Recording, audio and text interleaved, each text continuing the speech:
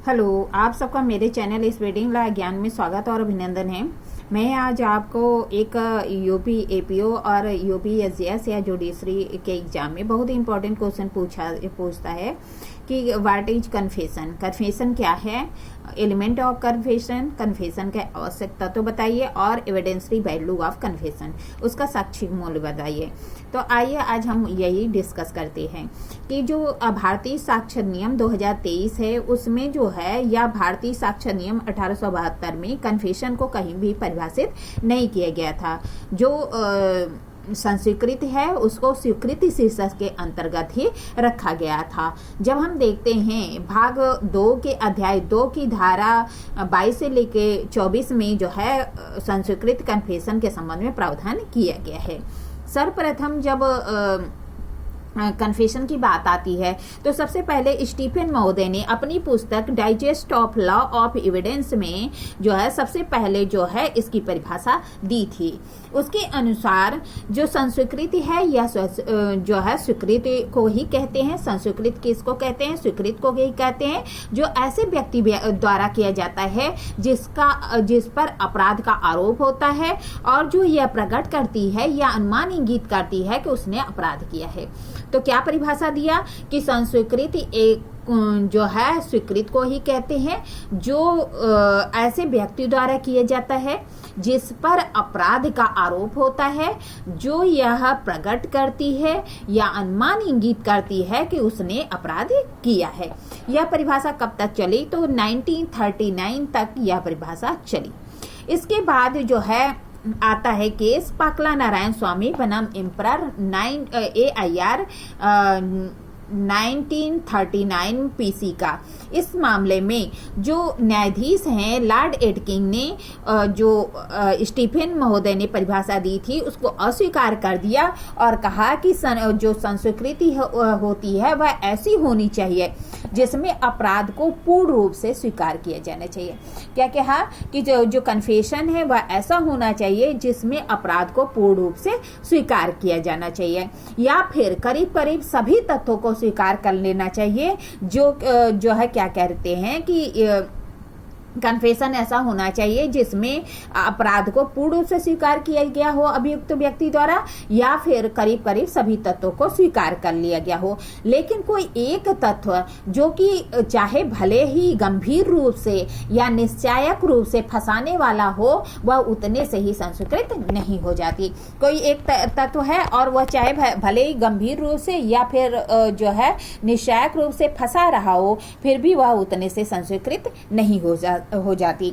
जो पाकला नारायण स्वामी के मामले में जो लॉर्ड एडकिंग ने परिभाषा दी, इसी परिभाषा को भारतीय सुप्रीम कोर्ट ने पलविंदर कौर बनाम पंजाब राज्य AIR 1952 में स्वीकार कर लिया और कहा कि संस्कृत में या तो अपराध को पूर्ण रूप से स्वीकार किया गया हो या फिर करीब करीब उतने तथ्यों को स्वीकार किया गया हो जो कि अपराध का गठन करते हैं।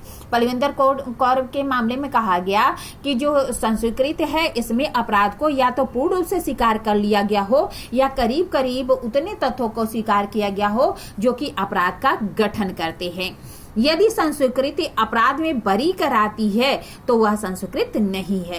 क्या कहते हैं कि अगर जो ऐसा कोई तथ्य है जो कि अपराध में किसी व्यक्ति को बरी कराता है तो वह उतने से ही संस्कृत नहीं है। जो पलविंदर कौर का मामला था यह बहुत ही जो है इम्पोर्टेंट मामला था और इसमें जो है कहा जाता है कि यह आंसुओं पर निर्धारित हुआ था। कैसे? तो आइए बताते हैं कि जो पलविंदर कौर के मामले में क्या हुआ था कि उन्होंने अपने पति को एक पदार्थ जो कि पेंट में यूज किया जाता है जिसे साइनाइड पदार्थ कहते हैं अपने पति को दे दिया था। जब उनका विचारण हुआ तो उनसे पूछा गया तो उन्होंने कहा कि उनके जो पति हैं उनके पेट में दर्द हो रहा था और जो पेंट का पदार्थ था जो साइनाइड पदार्थ था वह पेट के दर्द की दवा के बगल में रखा था और मैंने जो है भूल से उनको दे दिया जिससे उनकी मृत्यु हो गई। फिर मैं इतना डर गई थी कि मैं जो है परेशान हो गई और मैंने अपने मित्र के साथ मिलकर उनकी लाश को बक्से में भरकर फेंक दिया था। इस मामले में क्या हुआ कि जो सत्र न्यायालय है उन्होंने पलविंदर कौर को आजीवन कारावास की सजा दी, लेकिन जब मामला उच्च न्यायालय में गया तो उनकी सजा को 7 वर्ष की सजा में बदल दिया गया। फिर जब उच्चतम न्यायालय में मामला गया तो उन्हें बरी कर दिया गया। अब बरी किस आधार पे कर दिया गया? तो यही बात की जो संस्कृति में जो बरी करा रहा था ना कि जो उनकी कोई गलती नहीं, उन्होंने गलती से जो है वह पदार्थ दे दिया था। अब इसी के लिए इसे आंसुओं पे निर्धारित केस कहा जाता है। अब आते हैं जो कन्फेशन है उसके जो है आवश्यक एलिमेंट क्या है।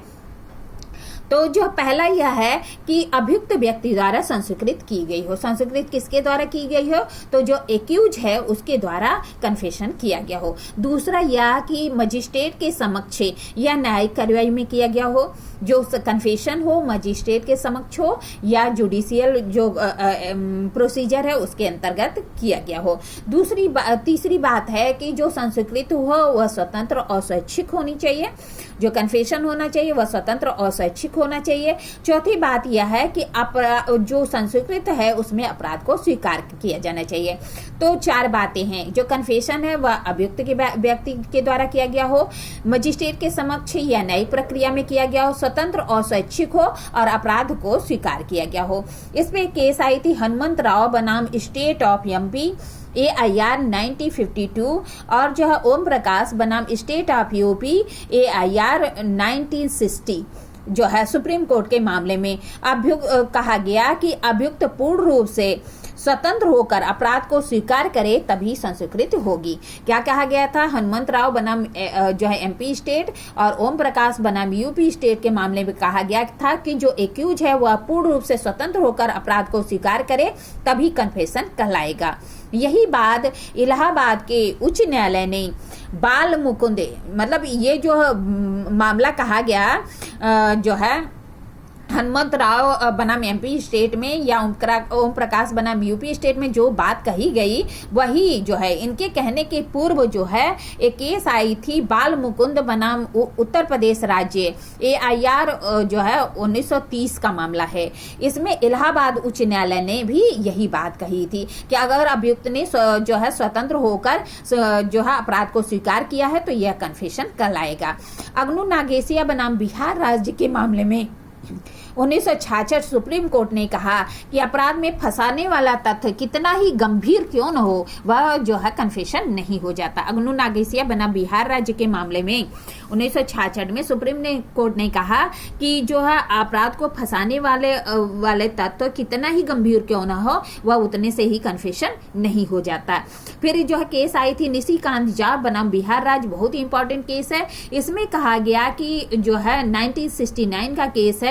इसमें कहा गया कि यदि जो संस्कृति है उसका एक भाग अभियुक्त को आरोपित करता है और दूसरा भाग उसे बचाव करता है तो जो निर्दोष कथन है और दोषी कथन वह आसानी से पृथक किया जा सकता है। तो न्यायालय निर्दोष कथन को छोड़कर दोषी कथन के आधार पे जो है दोष सिद्धि कर सकता है।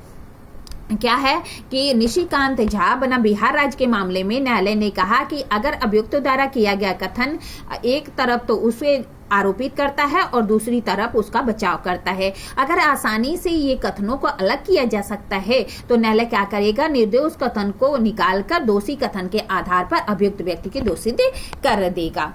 अब आ जाइए जो संस्कृत का साक्षिक मूल्य क्या है, एविडेंसरी वैल्यू। तो आप जानते हैं कि अगर जो संस्कृति है मजिस्ट्रेट के समक्ष की गई है और स्वतंत्र और स्वैच्छिक है तो उसके आधार पर अभियुक्त की दोषिता की जा सकती है।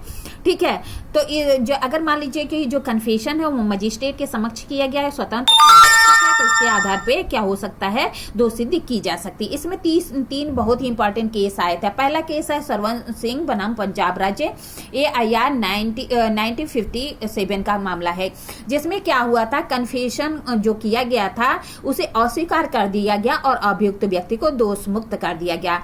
क्यों? क्योंकि जो है जो पुलिस अभिरक्षा से तुरंत ही अभियुक्त व्यक्ति को मजिस्ट्रेट के समक्ष लाया गया था और उसके पिटाई के निशान स्पष्ट थे और दरोगा जो है मजिस्ट्रेट के कमरे के बाहर खड़ा था। मजिस्ट्रेट ने न तो उसके चोट के बारे में पूछा और न ही उसे स्वतंत्र होने का अवसर दिया था, इसलिए कन्फेशन को अस्वीकार कर दिया गया और अभियुक्त को दोष मुक्त कर दिया गया।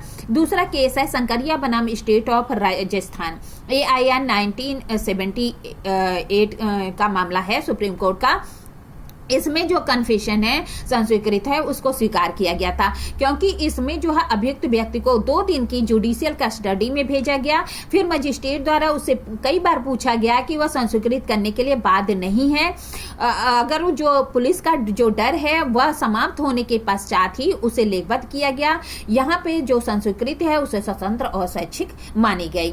फिर केस आया जो है केहर सिंह बनाम दिल्ली प्रशासन, इंपॉर्टेंट केस है 1988 का। इस मामले में कहा गया कि जो मजिस्ट्रेट है उसके द्वारा संस्वीकृत के कारणों को न पूछे जाने से जो संस्वीकृत है वह निष्क्रिय नहीं हो जाती। क्या कह रहा, मजिस्ट्रेट अगर कन्फेशन का रीजन नहीं